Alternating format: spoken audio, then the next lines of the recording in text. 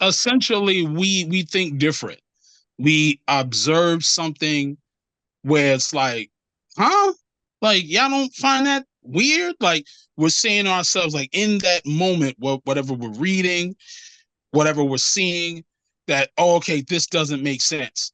And then what we do is we just turn it on its ear. Or something that happens that we're like, oh, okay. Because the thing is also, you have to be able to capture your audience in like seconds.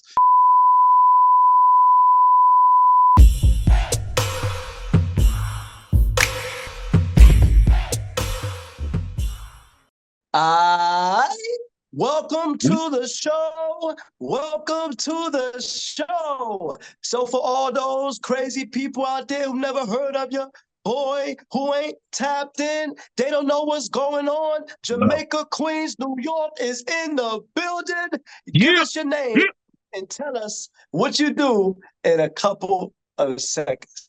All right. It's Logic. Represent Jamaica, Queens. I'm a stand-up comedian as well as also just a co-host, entertainer. If you need me to do sweep the floors, mop, whatever, janitor, cook, got all types of talents. Yes. I like that. I like that. So let's go back to where it all started for you. Jamaica, Queens, New York, Yes, with your indeed. mom, your pops, the dog, the cat, all of that. How did you fall in love with comedy? Actually, it was because of my brother, my older brother. Shout out to my brother Rich. When he was in college, he actually took up film, and they actually told him to do a documentary project, and he decided to focus on stand-up comedy, and particularly that.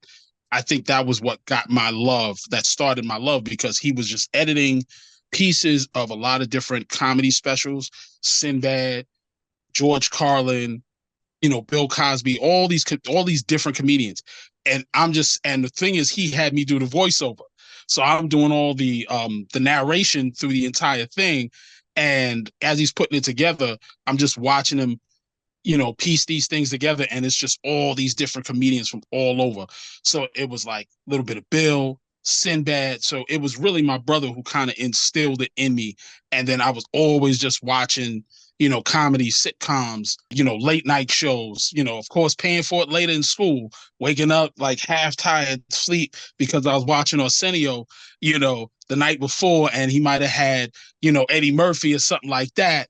And I'm tuning in like as a kid, like, bright-eyed, like, yo, oh, it's Eddie Murphy, Arsenio Hall, yo. So yeah, but it was my brother who started and put that engine in me.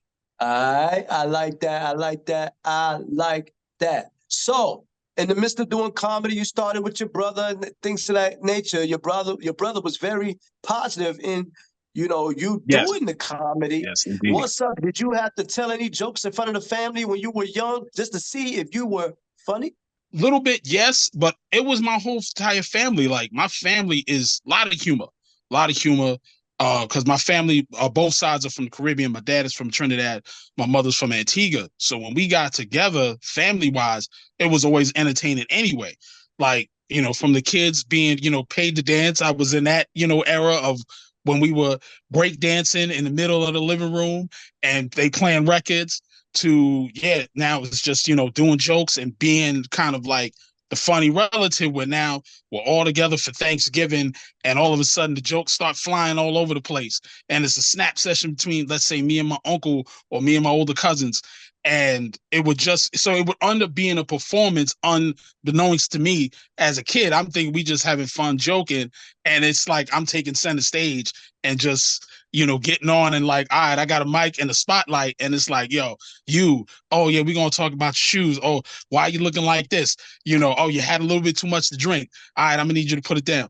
It was like that, where it starts kind of like with the comedy riffing with your family, and then it becomes where your family just kind of encourages it, or at least they just keep hitting the fuel in you, because it just kind of becomes that normal thing to do. So yeah, it started. That's how it really started for me. Yes, indeed. Okay. All right. So, I know your brother was very pivotal. Did Yes. he tell jokes too? Did he tell jokes as well as you did, or it was just you coming with the jokes? It was he's funny in a way where he's just like, my brother is just this charismatic guy. Like, if you ever met him, he's just pure charisma. He just knows what to say, when to say it. So he knows when to apply a joke. Like, he's one of the funniest cats also that I've ever met, because he just knows when to be funny and just kind of make everybody at ease. So he taught me how to just make a joke to kind of bring everybody and kind of show levity, that, hey, look, I'm here with y'all, let's have fun, and that was him. So he definitely has a sense. I got a lot of my sense of humor from him, because he would just keep everybody relaxed and chill, break the ice with a joke, and then just be that guy. So yeah, that's where I got that from him. So that energy, that part of that, and my sense of humor comes from my brother. Yes. Okay, all right, I like that. So I was dabbling a little bit in your biography. I was reading a little bit, checking it out a little bit, doing my research, Appreciate doing it. my Thank due you. diligence. One of the things that was really profound to me, you mentioned you were a class clown. And Yep. I have never sat in front of a class clown officially before until now on the Pimp Game podcast. So my question to you is, take me inside the mind of a class clown.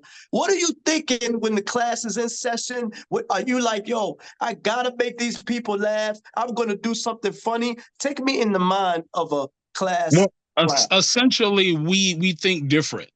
We observe something where it's like, huh?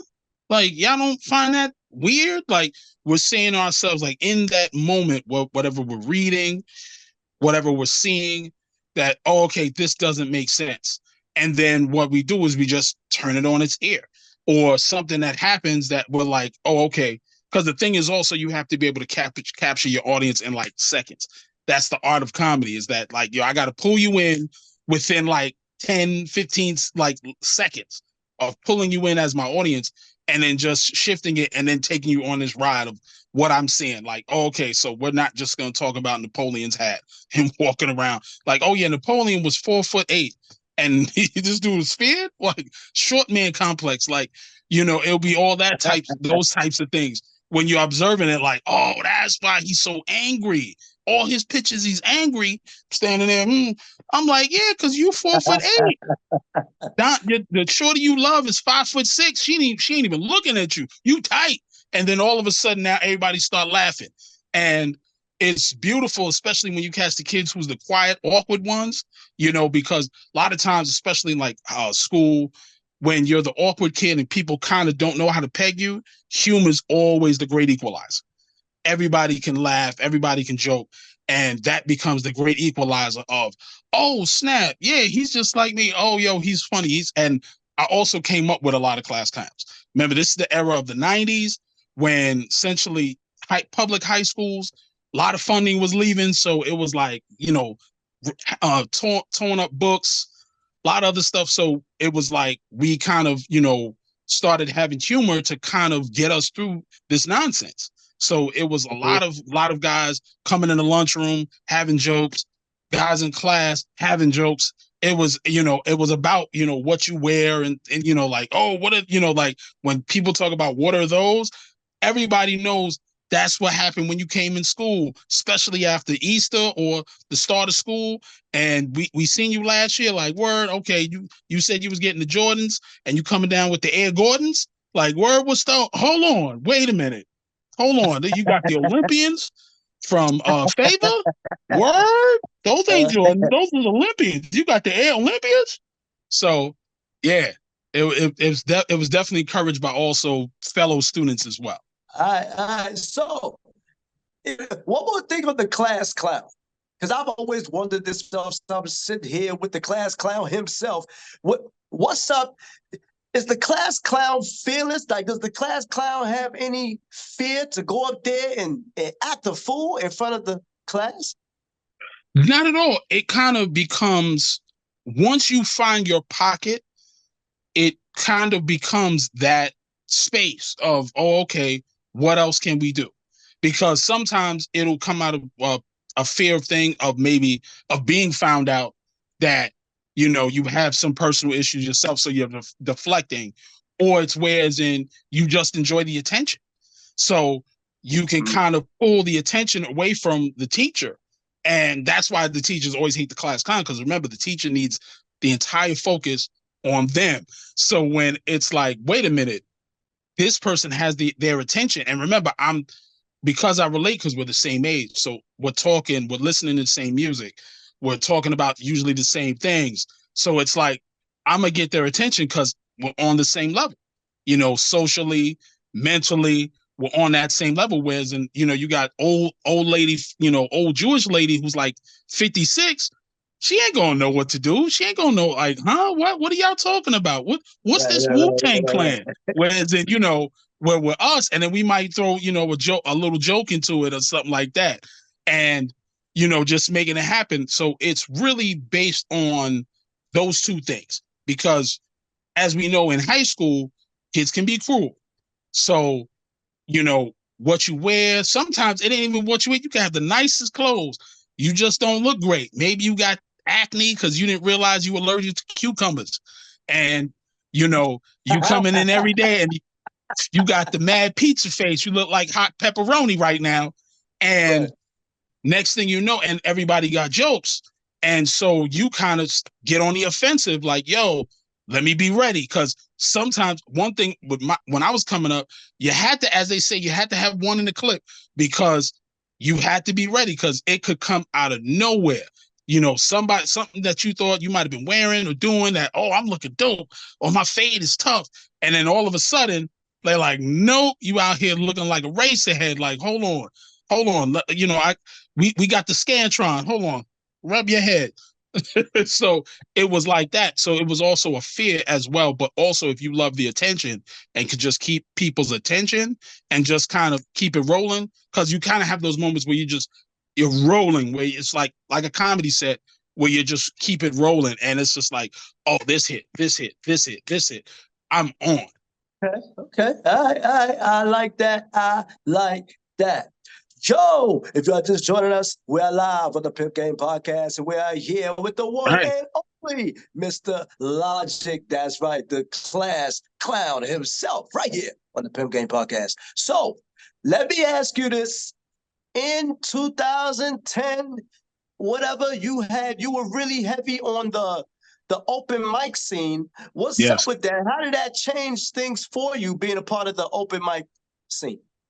Well, now, with the open mic scene, the dope thing is that you're learning the cues of comedy. You're learning about setups, punchlines, and what works, what doesn't work.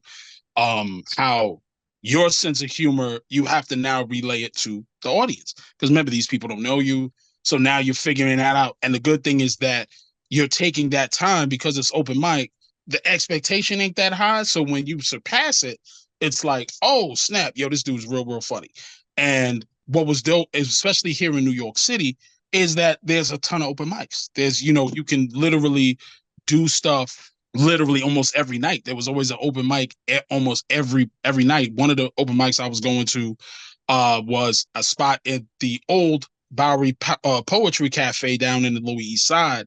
Also, you had Words, and it was another one at the New Eurekan, Poets Cafe. So, and then I was just going around just getting on mics, or, hey, somebody's having a little something here at the house. Because also, this is at the time right when the Brooklyn gentrification was happening.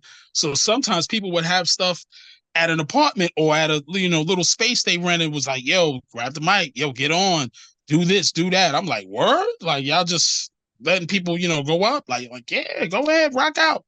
And, I have a lot of friends that rhyme, DJ, and all of that. So they will always invite me out to stuff as well.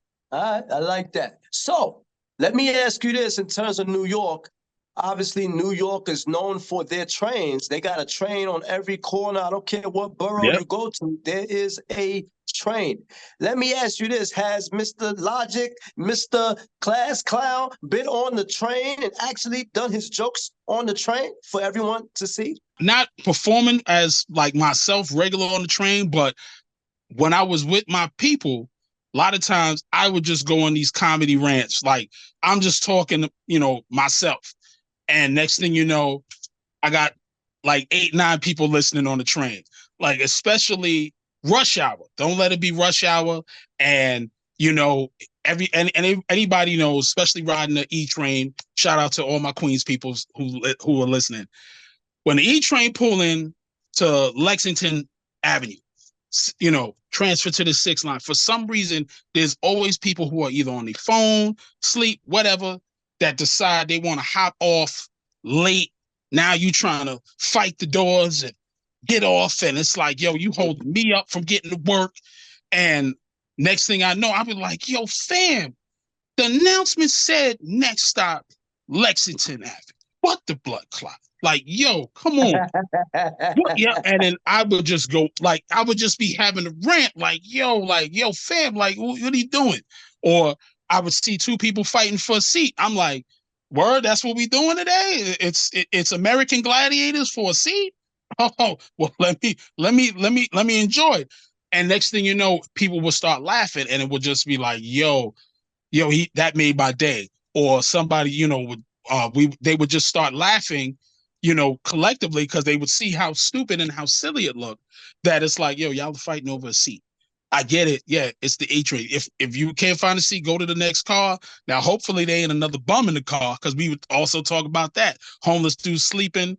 If you saw an empty car, rush hour, avoid it. That means it stink. You'd be like, no, why ain't nobody sitting there? All right, you about to find out. And it smelled like hot nickels in there. Because why?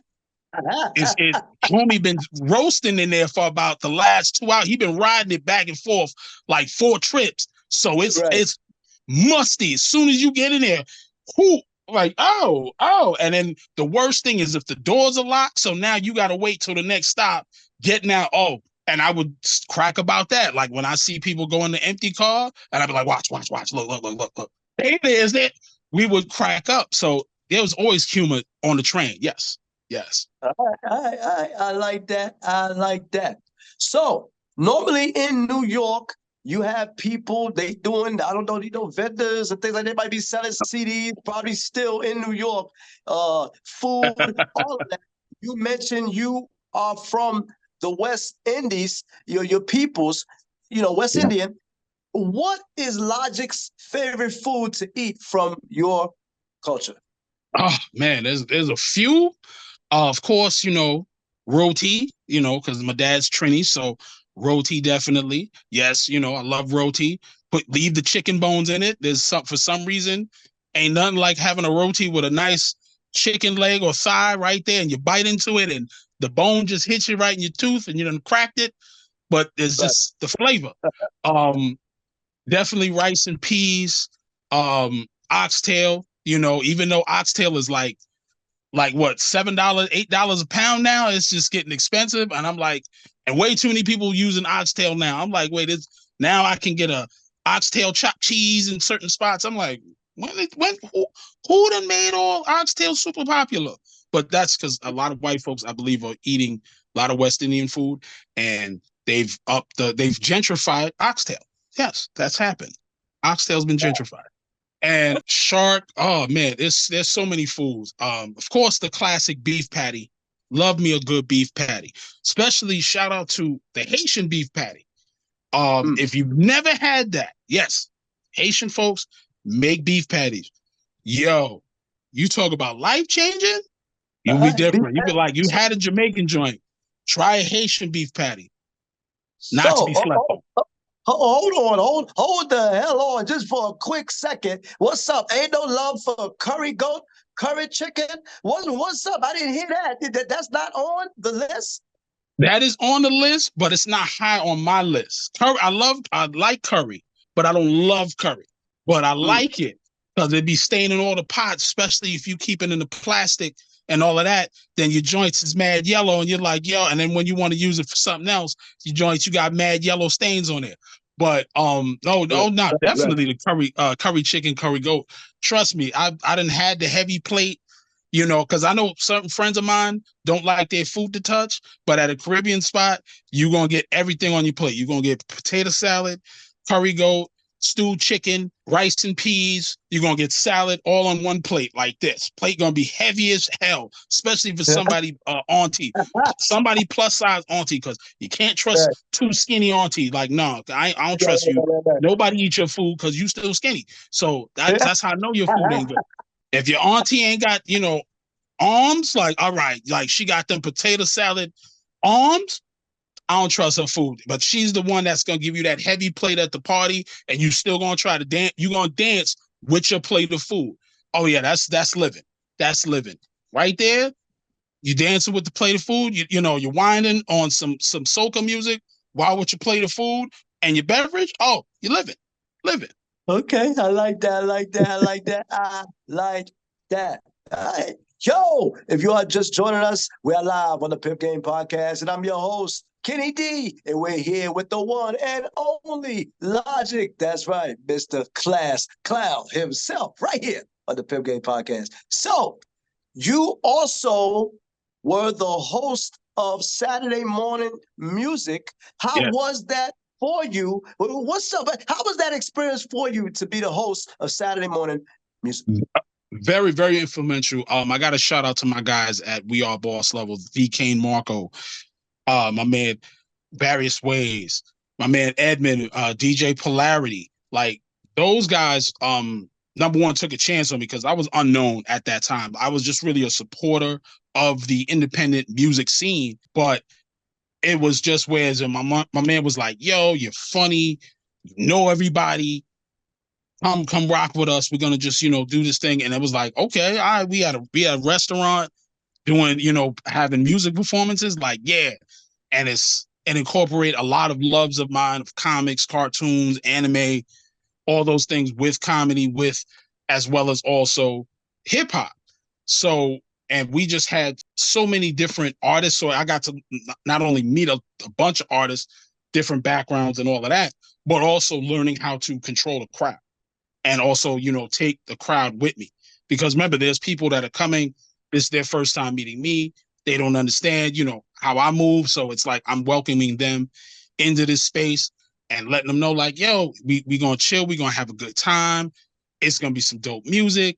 And then, of course, also support artists too, because a lot of times with artists, they'll feel maybe people wasn't feeling their music. Then I'll highlight something. I'll be like, yo, this person is dope. Like, yo, did you catch that line? Da-da-da-da-da. I'm like, yo, I bring them back up. Like, yo, say that line in the acapella. They're like, oh, that's bar. I'm like, this is what we do out here. So it was very, very influential. Pushed me even more into this comedy thing because now it told me, okay, I can be on stage. Because you also will have those doubts as being a comedian of, yo, am I really good at this? Like, am I supposed to do this? Or is this just when you're on stage, that's the telling of like, oh, okay, you're here. So it was just really super encouraging as well. And that was one of the best things for me. I had such a good time. Such a good time. All right. So let me ask you this, because we had Broadman on the show from Martin. Yes. I never asked him the question, so I'm gonna pose it to you.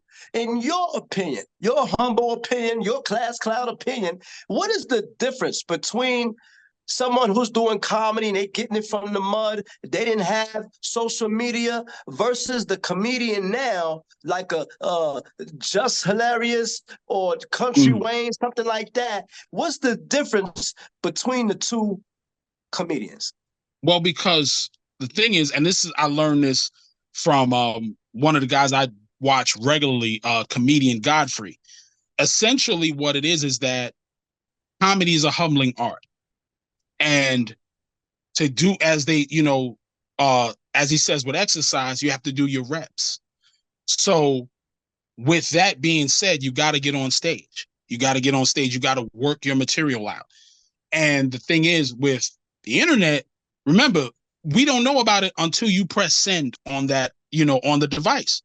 Remember, you have a ton of times to work it out, or to essentially and then remember, it's also that small window. So if it's, let's say, a 30-second clip, you now might have worked on that and you have 2 hours of footage and you've diced it down to 30 seconds. So now you've taken what you believe are the funniest parts, or you and your partner.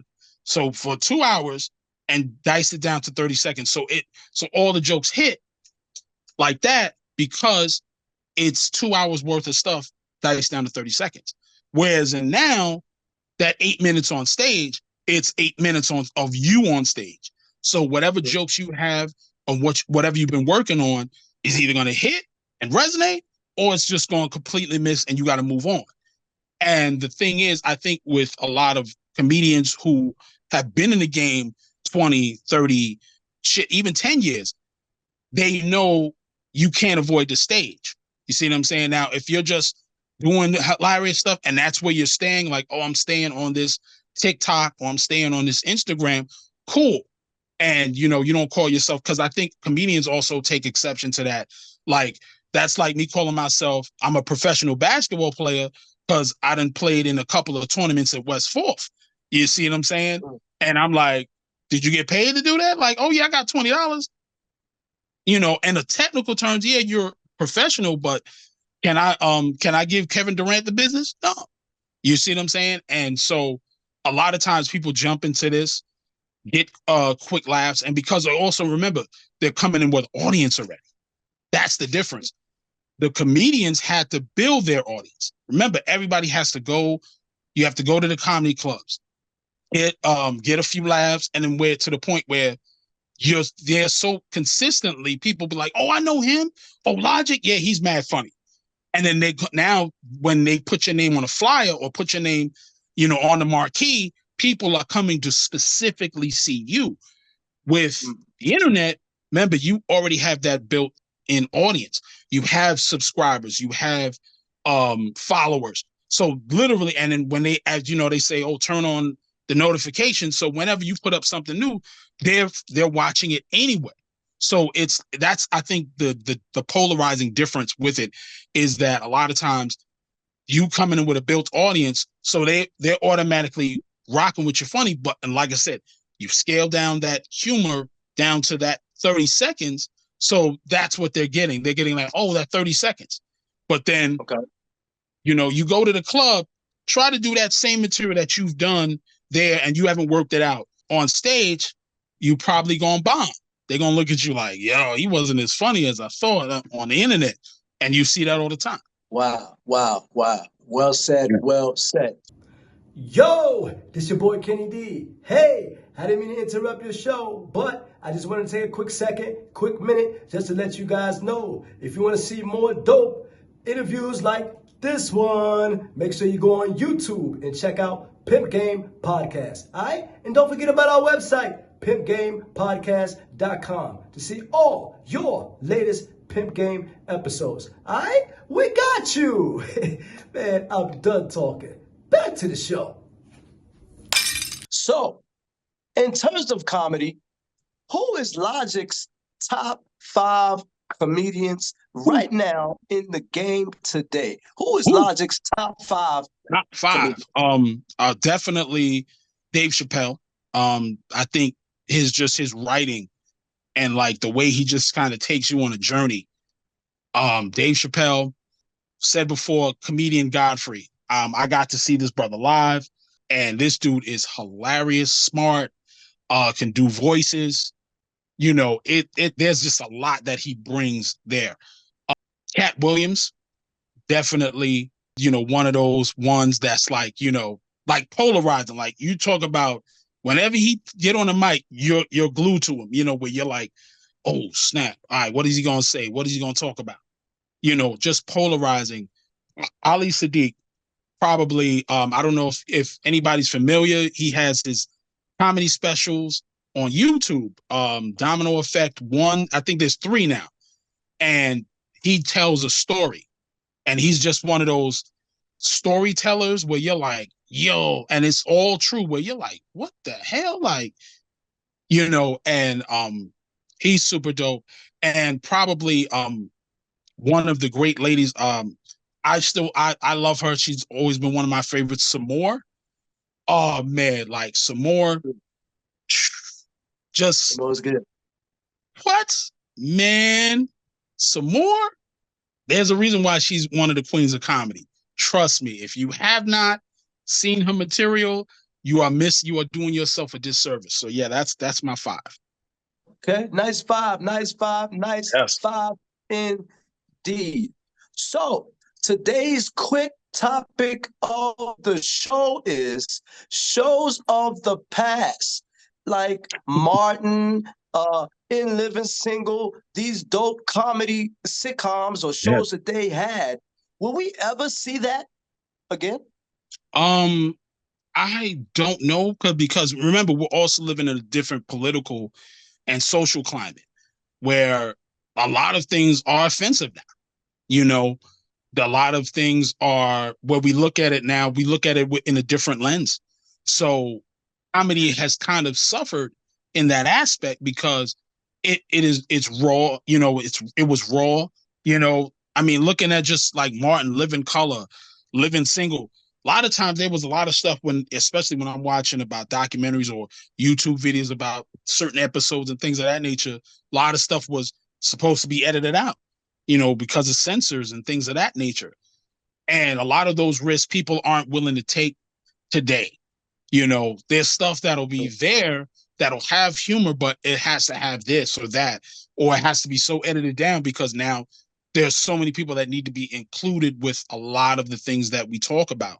Or a lot of people get offended by a lot of stuff like, oh, I don't like this character, I don't like that character.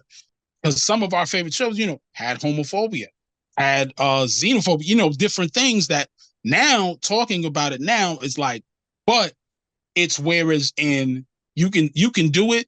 I just think you need to find an audience, and you have to also be smart. You have to have like a team of writers that are smart, but then also the guys who can pull it off. Because the thing is, a lot of times, sometimes they'll want you to like do, classic Martin and stuff like that. And I'm like, no, that's what Martin did. I got to find and do what I do on my own. You got to, your humor has to fit, your show has to fit the star of whoever it is that, oh, this is what they do. Okay, I got you. You know what I'm saying? Like, I don't want Tony Baker trying to do a Martin show. No, that's not what Tony Baker does. If you have a comedian like Tony Baker, like, to me, he should be, honestly, his show would be a cartoon because his voices, when he does the cram and all of that with all of the animal videos, to me, that's his show. That's like something he can do. You know what I'm saying? But he's not just limited there either because he can't act. It all depends. But I think we can't repeat the 90s because it was that era for that time. So really what would be now, you have to write it smart. A lot of times, like with sketch shows, like with Dave Chappelle, it's smart comedy. It's touching on stuff that some of it'll make you go, and then some of it is just like, yo, this is brilliant. So, but to take that risk, a lot of I think networks don't want to take that risk. That's why the most dopest stuff, the funniest stuff I've seen has been on YouTube because it's kind of like, okay, it's open and you can let your audience find you. Okay, well said, well said. So you got your debut with Mama Jokes. How was that for you? Was it a, I don't know, was it a huge like weight off your shoulders just to get that, that elephant in the room, out of the room? What's up? How was that for you to get your debut on Mama Jokes? Let me tell you something. It's like an 800-pound gorilla on your shoulder till you get that first laugh. That's essentially what it is. It's like, yeah. And you grab that mic, you tell that first joke, you set it up, and then if you deliver that punchline and people start laughing, that's when it starts to let up. But it's you'll never lose that feeling of that nervousness, of that walking on stage, of the knots and it's like athletes, playing a game, professional athletes, when they're kind of like trying to focus and they're like, you're overthinking, you got a million different thoughts running through your head, same thing. And this is, from seasoned guys, new guys, like myself, new, like where we're just like, all right, is this gonna hit? Is this gonna hit? And then you get that laugh and you get easier and then you're like, cool, they got it. Let's go, moving on. So it's definitely always nerve-wracking if you're not used to that and you don't live in that space where being nervous makes you more creative. yeah, it'll be tough for you. But Mm. when I hit that stage, that's when I felt it, and seeing friends and family laugh and be hysterical, and strangers laughing, especially when it's people who don't know you, don't know your face, meeting you for the first time. That's the one, because now okay, it's one thing to make family and friends laugh. It's another to make some stranger who don't know me and just paid their money to laugh. That's the one. I like that. I like that. So I gotta ask you, I can't not ask you, what's up? Has Logic, the class clown, ever been booed at a show? I have never been booed, but I've bombed. Yes. If you Mm. haven't bombed, oh yeah. Well, you get no laughs and it's just crickets and it's just like, all right, is this thing working? Is this thing working? You doing that? Man, listen, everybody's bombed, So, so, because so, yep. so wait. Let me intervene just a little bit. Let me interrupt you just a little bit. What's up? What's better? Is it better to be bombed or better to be booed? I know both of them are two evils. You don't want that happening to you at all. But which I, one, in I your opinion, is better? I think bombing is better because at least the audience lets you finish. But Booed, getting booed. What? Man, listen, that's people not wanting to see you get off the stage. right. And usually that's people who are probably regular to said club or wherever you're performing at. So they don't like you because it's like, no, it ain't hitting. You need to find something else. Don't be mad UPS is hiring. Go do something else. So Okay. because now you're getting to know, like, oh, okay, yo, this is my dream and I'm the dream killer. Get out of here. You know what I'm saying? Right. If Right. you bomb, you can just say, okay, I wasn't prepared properly. You know, you can rebound from that. But being booed and being told you suck to your face, ooh, oh, crushing. Just your spirit. You might not want to get out of bed for the next 2 weeks. All right, all right, all right. So, while we're here on the Pimp Game podcast, what's up? Did you want to put out a little service announcement to Netflix and say, hey, look, Logic is available to do a special. Y'all take me. What's up? Did you want to put in a public PSA, public service announcement to Netflix right here on the Pimp Game podcast? Yeah, Netflix, come holler at me. Y'all cutting out like $10 million checks. Hey, I will do it. Okay. Y'all, if the money's right, but I definitely want, before they come, I want to get seasoned in the game a lot longer. Because one thing about it is that they're saying, especially a lot of real comedians, that the guys on Netflix, haven't put in the years, and a lot of times with Netflix, because they just need content all the time, I might be bombing and they just edit it down to make it look funny. Because, with the magic of editing, boy, let me tell you, you can go from dud to stud real quick. And I don't want to do that. I don't want to cheat the game that way. I don't want to cheat the people that are going to become potential fans and new fans. I want to get it out, as they say, get it out the mud. And I want to be also respected by the guys I look up to. Because once you have their approval and they know, like, oh, this dude's hilarious. He deserves that. She deserves that. You know what I'm saying? It's like, oh, okay, they put their work in. I've worked with a lot of the comedians coming up in New York City. Shout out to Funny Feed, Lena E. There's so many dope comedians that probably will be in front of me. So if Netflix is considering me, thank you. But I'm gonna be like this. Go to that person, because that person has that hour that you need, or that half hour that you need, that is just hilarious. So I wouldn't cheat the game like that with Netflix and just skip the line, as they say. The skip the line. When you was waiting online for the lunch, you had the lunch ticket, especially if it Right. was chicken sandwiches and they Right. only had about 80, and you number 81, somebody skip you. What? Yeah, so we fighting. We fighting. It's the chicken sandwich, B. And they got the little packets of barbecue sauce. Come on. We fighting. We fighting, because I'm not eating a ham sandwich. No, I don't do pork. No, I need to eat these chicken sandwiches. Come on, son. Yeah. So I didn't hear a price in there. What's your price for Netflix right here to all the viewers that's watching? Well, what is Logic's price to Netflix? All right, like, we can talk for like 2, 3 million, 4 million. But now hold on. Netflix, I don't want none of y'all. Don't be doing no weirdo stuff. I'm not coming to the parties, no diddling parties, none of that, Hey, all right, take your shoes off, get in the jello. What? Why? Yeah, you gotta talk to jellos, and then you gotta we're not doing that. We keeping it strictly business. Like, hey, look, I'm willing to work. If you want me to write for somebody, big this person up. Oh, okay, I write whatever. But I will not be, doing an oath with my feet in jello. I'm holding a pig and rubbing its back, and then I got to take baby oil or put it on my nose. We're not doing none of that. None of that secret society stuff. No news side of it. No side of it. Wow. Because I'd be worried when it's like the people get too fast, and then I'm like, all right, what you have to do? And then they walking around with, with stuff on their head, like, yeah, this is da-da-da, and this is, oh, I'm on a spiritual journey. Like, no, that's that's you going through whatever initiation. Nah, I'm cool, fam.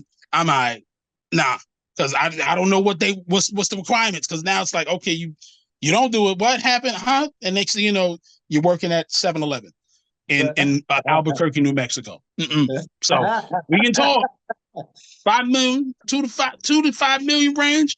I'm not doing nothing strange though. All right. Yeah. That's Netflix. So because I know they probably listening and watching was like, oh, okay, that's what he's gonna do. Okay. And they was probably getting the jello ready, like, wait, lime clean or cheddar? No. No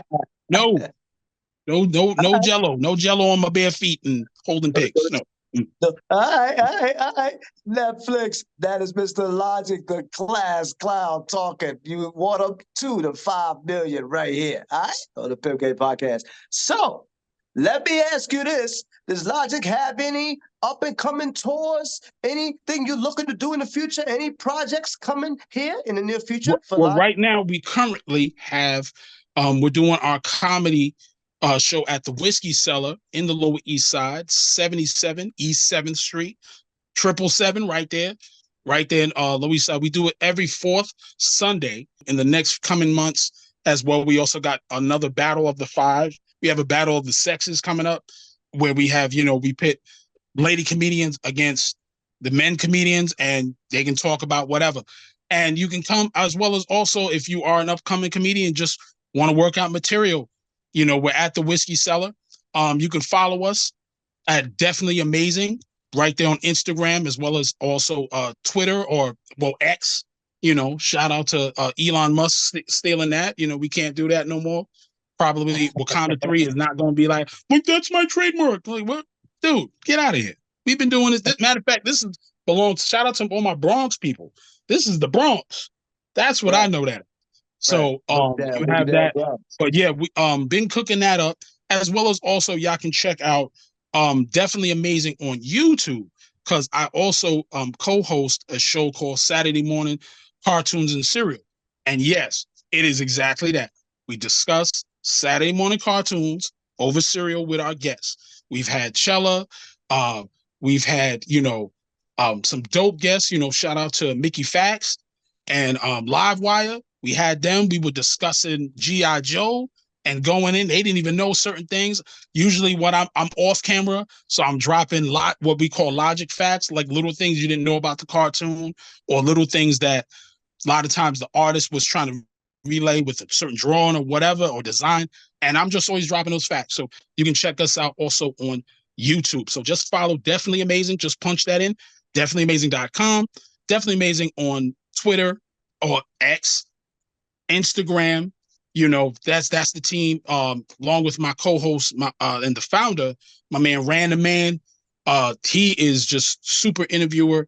I hope y'all get to have him on the show, because he's also another dude that's just out of his world, and a comedian as well.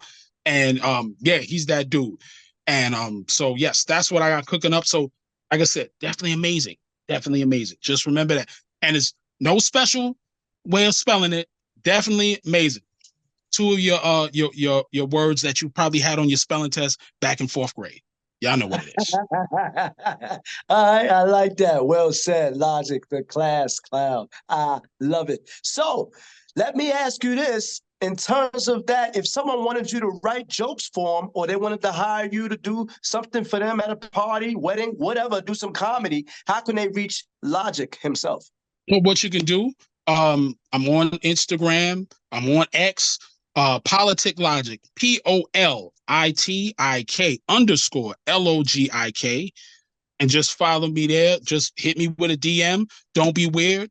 Please say you heard me on the Pimp Game podcast, because if you try to sell me crypto coin, I'm leaving you on. Okay, message archive. Bye. Please don't sell me no. Just talk to me like a regular human being. I just want you to let's have conversations like real people, because I'm full of good ideas, but just don't be weird. That's all I ask. Don't be weird. Don't remember. Don't come at me with no bowls of Jello talking about put your feet in it. No, we're not doing that. Keeping it simple, keeping it business. Let's be professionals. But yes, you can just reach me there, and just always just hit me up. And also let me leave my email. My email is Flash Effect, PHLASHEFFECT @gmail. You can reach me there. Tell me you heard me, here on the Pimp Game podcast. Shout out to all your listeners, and let's chop it up. I'm always about business and writing and coming up with good ideas. You want to do some skits, y'all want to go out and have me do interviews with random people in Grand Central Terminal, I can do that. I'm okay. I know the beard looks fearsome, but it's also amazing. You see this king shit? Come on now. You see the grades? They trust me. They think I'm Uncle Ben. They think I'm about to sell them rice. Come on now. Hey, look, is that the new Uncle Ben? Yes, I got the new Uncle Ben. I got to go to my old black man voice. Like, see, this is right here. Now, see, this is Zatarans. You see, they didn't know they was my competitors down south. You know what I'm saying? So I got all that. Yeah, they trust me. Look at this. Look at this smile. Come on. I'm trustworthy. They see me like that. A nice, nice that. little young man. So let me ask you this, because right there you just did a kind of like almost like a voiceover or something like that. Is that something that Logic does now, or maybe have done in the past, voiceovers for clients? I definitely will if y'all need voices, because I kind of just have characters in my head and I'll just do stuff. So if y'all need a voiceover, definitely. I definitely want to get into voiceover work, because it's even more, it's super consistent. And as a fan of Saturday morning cartoons, remember that's what you get used to, is the voices of these actors doing stuff. So that was also very influential in creating voices, especially as a comedian. You want to have that to differentiate and kind of, set these beautiful, funny stories up. So with myself, oh yeah, we definitely do voiceover. So yeah, if y'all got some voiceover work, y'all want me to do a voiceover work for the new Cialis, or like matter of fact, y'all call them medication for the bad sugar kids, I'm your man. Holla at me. Come on, I'm in my mid-40s. Holla at me. Yes. Well, you want to talk about how lost grown men are in the club and you looking crazy? Holla at me. Shoot me an email like, yo, think you'd be funny for this? I'm like, word, movie? Yeah. All right, come on, let's get it. Now, let me ask this. You mentioned you want them to hire you for the voiceover. How much is the voiceover? Can you say that now, or do they that's a personal conversation you're gonna have with the client? Oh no, yeah, let's talk. Let us talk. Let me know what the character is. Let me work it out. Submit it. See if we can make it happen, and then go from there. Because definitely I got characters. I definitely got the old man, the creepy old man in the club, the Teddy, the sugar daddy. Oh, definitely got that voice. Like, hey girl, what's down? This Teddy. Let me holler at you for a minute. You out here suffering. I see you on TikTok. Why don't you, just, these number, I'll give you a call. What's happening? Because I know I see you out here. You want the iPhone 15 and your credit won't get it. So, holla at me. Come on, talk to me, girl. Stop playing. You out here doing the gritty. Life looking shitty. Can't do it. Come on. Stop playing. I like that. I like that. So, for that young girl out there who wants to be the next Logic class clown, who that next little boy out there who wants to be the next Logic class clown? What's up? What would you tell them that they need to do to get into the comedy game? Just get on the stage. That's it. Get on the stage. Find a stage, find a mic, and do what you do. That's it. It's more. It's pretty basic. Shout out to I ran into the comedian Sam J, and she said, just get on stage. You just got to get on stage. That's because that'll be your hardest part, is getting on stage. And now going in, because the thing is, you don't get on stage, you're not putting that time in. You can, like I said, you can do TikTok videos and that'll gain influence. But if you're trying to get into the purest form of comedy, which is stand-up, because remember, it's just you, your audience, and that mic, you have to just get on stage. So it's now the beautiful thing is, depending on where you live, you just find, stages. If it's church, there it is. Find your audience. If it's church, if it's the county bake sale, shoot, you can get a mic, go to Costco, buy the Bluetooth mic. They have it. You can buy that for about $50, $60. Sit up on a corner and tell jokes. You can do it that way. So even if there's no scene where you at, like, oh, there's no scene, you make a scene. You know what I'm saying? You can go, where everybody's going to be. If they're at the seaport or they here, or, there's this train station right here. Because with New York, we got people performing in the train station, on the trains. You make your audience. You know what I'm saying? You have, you're going to have thousands of people passing by. Some people may rock with it. Some people don't. Cool. But point is, you got eyes on you, and you're actually putting in the time. So that's really it. Just getting on stage and making it happen, and like, yo, here it is. I'm on the mic. So if you got to buy a mic with a little portable Bluetooth speaker, and you just standing on the corner in front of a McDonald's talking about people's cars, do what you do, and it does. And the beautiful thing is, if you want to start early, you want to start as early as 12, 11, 10 years old, do it. I tell any young lady, young man, hey, as long as you want to do it, put it in. Yeah, put that work in. It starts from there. Okay. All right. Well said. All right. So let me ask you this, or let me say this. For all those people out there who've been rocking with you when you had your debut, right? When you Shout out to them. Doing comedy with your brother all the way back to Queens, New York. Any final thoughts for your fans before we sign off on Pimp Game? All right. There's more coming. I got more, some stuff I can't talk about yet because it's still in the works, but there's more stuff coming. We actually are also, we've been booked for the entire year at the Whiskey Cellar. So the dope thing is, if you can't make April show, we have something coming up in May. We got something coming up in June. We're cooking up something for August. Yeah, it's going to be real stupid. So come out, and also connect with some people there as well, because a lot of comedians, a lot of times they get to work together, or they, see each other, and, just have stuff. So there's more coming, some stuff I can't speak on. Also, we're going to have another season of Saturday Morning Cartoons and Serial coming back. Yes, we're going to be filming. We ain't forget people. We got some dope guests lined up, which we're talking to, and we just, need to finalize when we can actually shoot and record. But that's coming back as well. So everybody stay tuned. We cooking, and y'all see me on the stage, or you see me out in the street, say what's up. Let's chop it up. Let's build. Don't, like I said, don't be a weirdo. Remember, no jello, bare feet. We're not doing that. We're not doing that. No weirdo stuff. Just talk to me like a regular human being. We can chop it up. Go get some golden toast. If you know. If you don't know about this golden toast, man, listen, look it up. And yeah, we can just chop it up. But yeah, I got other stuff cooking, in the works. Can't say it's too early, but there's definitely still just hitting some stages and putting my time in. So if you see me at, small spot open mic, come on in, sit down, let's have a drink, enjoy the laughs. All right, all right. Well said, well said, well said. Yo, so tell everybody who you chilling with. Yeah, you already know. If you haven't known and you haven't been listening, I'm chilling with my man Kenny D.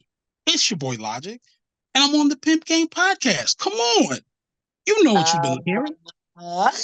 Yo, I like that. And that concludes our show for this evening. And before I let you go, I'd like to give a shout out to my fans out there as well as my YouTube lovers. That's right. Make sure you go on YouTube and like, comment, and subscribe to the And channel. That's shit, right. You're going to go to Pimp Game Podcast and subscribe to the channel. Make sure you turn that's those right. notifications on so when we upload videos, you are the first to get it. And last but not least, I'd like to thank the one and only, the funny, the Mr. Class Clown himself, Logic, for blessing us with his I presence appreciate on y'all. the show. I Thank you so see you much. next time on Pimp Game. Don't want to miss it. Holla.